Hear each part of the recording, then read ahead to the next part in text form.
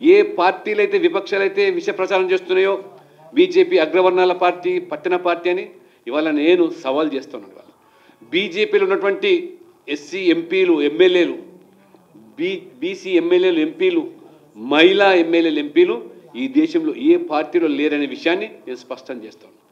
మీ పార్టీలన్నీ కూడా ఎవరి కోసం పనిచేస్తున్నారు?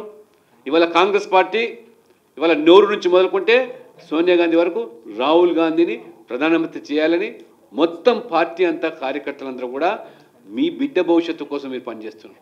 కేసీఆర్ ఎవరి కోసం పనిచేశాడు? తన బిడ్డ కోసము, కొడుకు కోసం.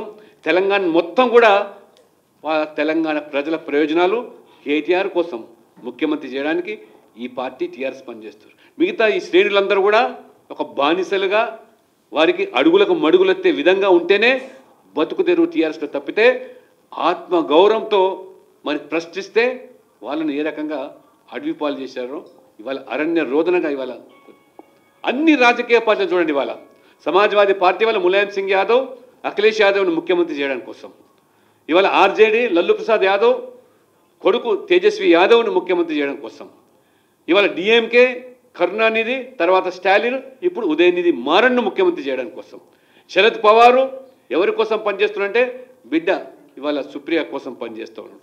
నేషనల్ కాన్ఫరెన్స్ ఇవాళ ఫరూక్ అబ్దుల్లా, షేక్ అబ్దుల్లా నుంచి మొదలుకుంటే ఫరూక్ అబ్దుల్లా ఇప్పుడు ఒమర్ అబ్దుల్లా. ఏ పార్టీని చూసినా ఏముందంటే వాళ్ళ నాయకుల బిడ్డల భవిష్యత్తు కోసం పనిచేస్తారు. మొన్న లల్లు ప్రసాద్ యాదవ్ బీహార్లో మాట్లాడుతుంటాడు, నరేంద్ర మోడీ గారికి అసలు కుటుంబమే లేదని చెప్తున్నాడు.